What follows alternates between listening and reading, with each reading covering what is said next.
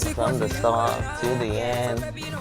Break my heart. I won't, baby. I won't, baby. Don't worry about it. I won't break your heart. And of course, yes, based on that song, I want to talk about Cynthia Morgan for a minute. Okay, now. Yes, I want to shake that table. Okay. Please, what happened to our girl now? Come on. Say you they ask me, Nick. Say you they why me? Say you they ask me this. Say they ask me, Nick. But to be real, right? Like Cynthia Morgan is one of those girls that we expected so much from, and then all the old talking back Just and forth down. right now, is not making sense to me. Yeah. And it's making me feel some type of way. But that's an amazing song, and it takes me to my next question. What's your biggest love story? Love story. Love story. As Like per when you were dating somebody, something that they did, see the way the guy won her heart at the end of the day, you get what I mean? And then they now go, she was extreme holding hands, and she was pushing him off, shoving him and all that. But what's your biggest love story? one way to my heart is food, though. It's food. One way to my heart is food. So yes.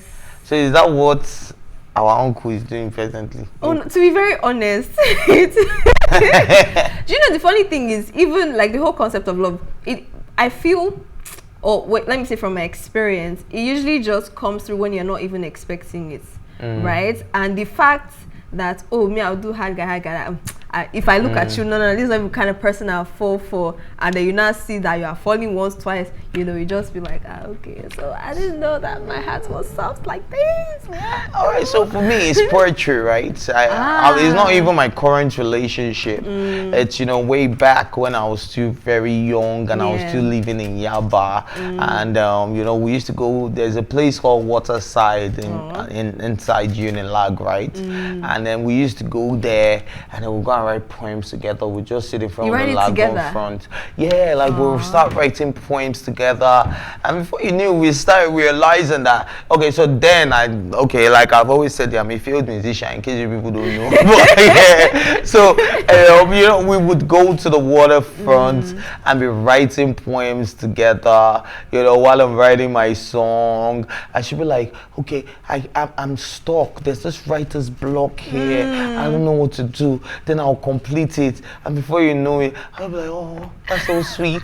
And then we'll not start picking. And then it now got really serious, but not everything can work out. She's still a very good friend, but of course, not everything can work out. Poetry. Yes, that's interesting. That's very That's interesting.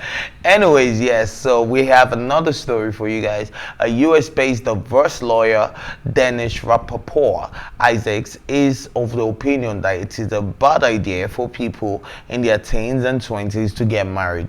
In a video that has gone viral, Dennis, who has been a divorce lawyer for 40 years, said that people change as they grow older. Our position has generated mixed reactions, while some Nigerians agree with her. Others are of the opinion that age is not a determinant in the success or failure of a marriage. Others argue that some people who figured themselves out before marriage still ended up divorcing their partners. Anyways, let's hear a video real quick. Yeah. And here's why it is a bad idea to get married in your teens and your 20s. Who you were at 18 or 20 is not the same person you're going to be at 30. You don't have financial stability. You don't have a career. You don't know where you're going. There's so many question marks, and you haven't developed into who you are. You're just trying to figure things out. I've been a divorce lawyer for 40 years, and here's why it is a bad idea to get married in your teens and your 20s. Who you were at 18 or 20 is not the same person you're going to be at 30. You don't have financial stability. You don't have a career. You don't know where you're going. There's so many question marks, and you haven't developed into who you are. You're just trying to figure things out. I've been a divorce lawyer. Alrighty, so what's your opinion on this one? So psychologically speaking, right? I would say her inferences are made from her experience as a divorce lawyer, right? You make predictions based on previous experiences. That okay, maybe a certain number of people who married at this age, most of them ended up in divorces. But I would actually, I would want to instead say that maybe she should have posed it as don't get married unprepared, because truly age is not a determinant of the success of a marriage. Marriage itself is a very, very big leap of faith, because you actually don't know how it will end, but you decide how you want it to end, unless they're like extreme situations. So say maybe getting married at the age of 13, 14, 15 obviously might be too young, because naturally the person might not be mature enough, not even done with school, and is still figuring out themselves out. But I don't think 20s is too early, right? And maybe it doesn't mean 30s. It doesn't mean, because she said who you are when you're 16, 18 is not who you are when you're 30, and it doesn't also guarantee that when you're older, like 30 or above, you're even at the best possible age to get married. So truly, it's not age that determines the success of a marriage, right? But definitely one needs to be prepared, right, to be able to have a successful marriage. All right, so for me, I think a statement is very, very ambiguous, and there are different ways to look at it. He wasn't exactly very, how do I put it now, very coherent when she was saying all those things, in my opinion, because you can't tell me that I'm too young to get married, and and me, I cannot relate, because I'm not in my 80s. I'm not a teenager, or I'm not in my 20s, so I'm left out of the group. If you left the group chat, but for me, right, I feel like you can't tell people when to, especially when there's something called love.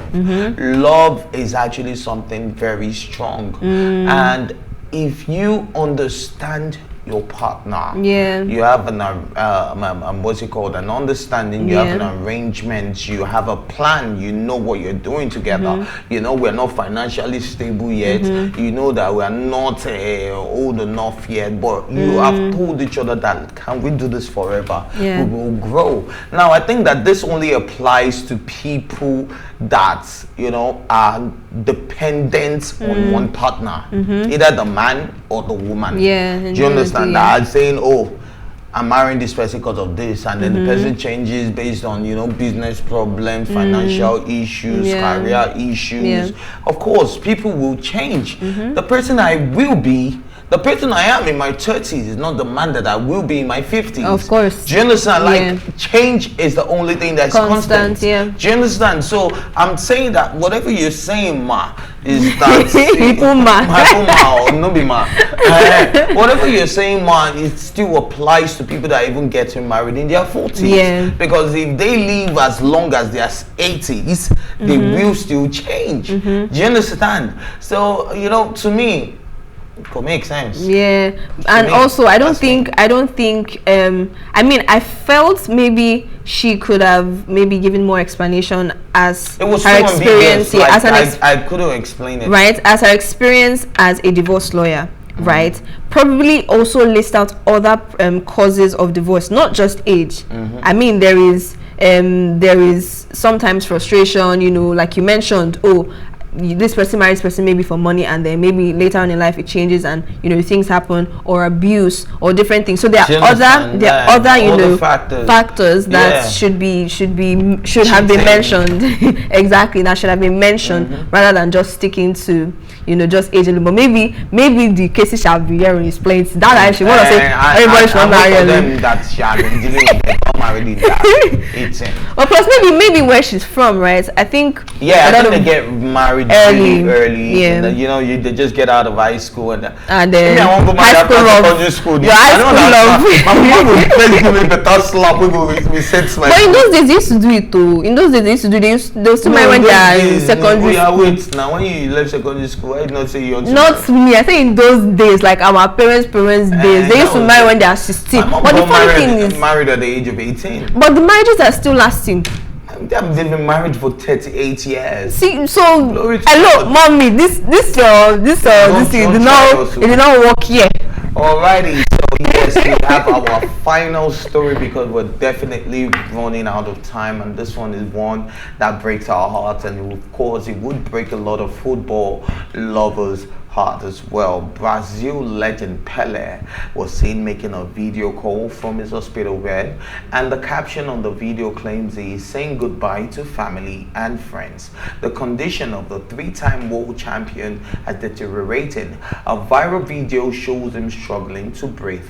And of course, like I said, if you're a football lover, you would definitely break your heart. He remained at the hospital on Christmas Day with his loved ones by his side. His daughter vowed to be there for him as he receives care in the hospital after his cancer progressed. In the recent video going viral, Pele is seen surrounded by two ladies who held a phone in front of him while he passed the message across.